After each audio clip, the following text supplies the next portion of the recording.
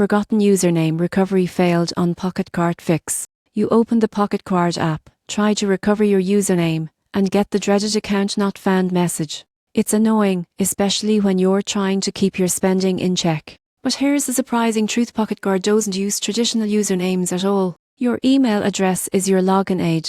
If recovery keeps failing, it's almost always because you're using an outdated or incorrect email. Maybe you signed up years ago with a different one, or you accidentally typed it wrong. The first step is to search all your inboxes for any old PocketGuard emails like "Welcome to PocketGuard" or your budget report. The email that received those is your actual login. Once you've found it, go back to the app and tap Forgot Password.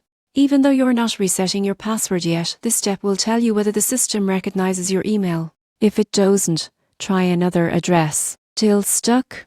Make sure you're signing into the right app version. PocketGuard has both Android and iOS platforms, and sometimes older versions can cause login errors. Try reinstalling the app or using their web login at my.pocketguard.com to see if your credentials work there. If none of these steps help, contact PocketGuard support through their website. Have your full name, any possible email you used, and if applicable, the bank accounts linked to your profile. They can locate your account manually and restore your access. Most people assume a bug caused the issue, but in reality, 9 out of 10 username recovery problems come down to the wrong email. Once you confirm the correct address, you'll be able to log in instantly and get back to tracking your money. So don't worry when your PocketGuard recovery fails, it's not a lost cause. With the right email, your budgeting data is safe and ready to use again.